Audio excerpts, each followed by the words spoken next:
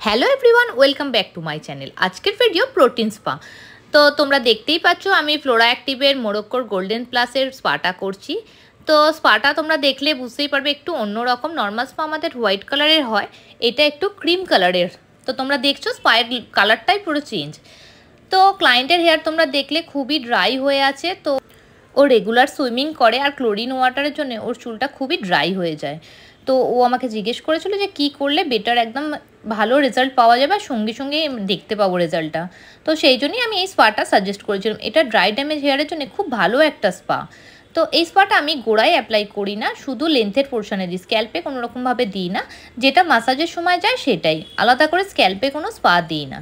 তো যেরমভাবে অ্যাপ্লিকেশন দেখালাম ওইভাবেই আমি পুরো হেয়ারে অ্যাপ্লিকেশনটা করে নেবো, দিয়ে আমি হেড মাসাজ স্টার্ট করব। আমার স্যালনে আমি 10 মিনিট হেড মাসাজ দিই। তোমরা কতক্ষণ দাও সেটা আমাকে অবশ্যই কমেন্ট করে জানিও। আর হ্যাঁ, ভিডিওটা স্কিপ করে দেখো না, পুরো ভিডিওটাই দেখো।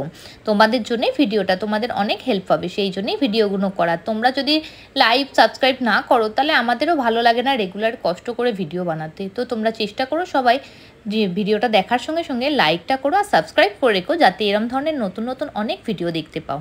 তো যেটা বলছিলাম, তো আমরা হেড মাসাজ কতক্ষণ দিই? 10 মিনিট।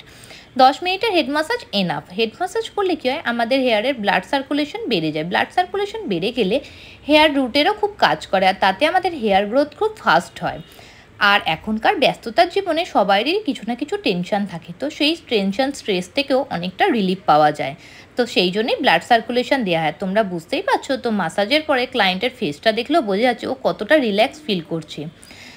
তো দেখতেই পাচ্ছ এইভাবে মাসাজটা, পুরো মাসাজটা তো দেওয়া নেই, আমি যতটা পেরেছি তোমাদের হেল্পের জন্য করেছি। তো একদম ব্যাক থেকে স্টার্ট হবে, দেন তারপর একদম টপ পর্যন্ত হবে। এইভাবে আমার মাসাজ কমপ্লিট হলো।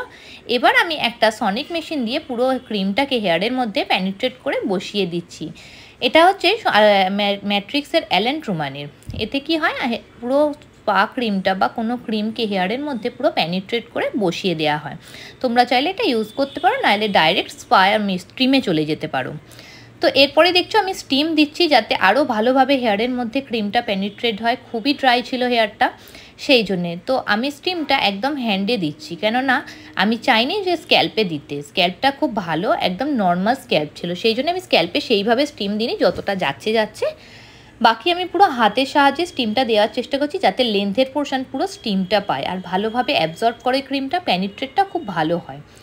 তো এতেও একটা মাসাজও হচ্ছে, সেই জন্যই এইভাবে আমি স্টিম দেওয়াটা পছন্দ করি। তো এইভাবে তোমরা স্টিম দিতে পারো, নাহলে ক্যাপও ইউজ করতে পারো। চাইলে তোমাদের যদি টাইম কম থাকে তোমরা ক্যাপে ইউজ করতে পারো। এই স্পাটা আমি ক্লায়েন্টের হেয়ারে যতবারই করেছি ও 2 মাস অন্তর অন্তর নেক্সট বার করে। তো এতদিনই একটা ভালো রেজাল্ট থাকে ওর হেয়ারের মধ্যে।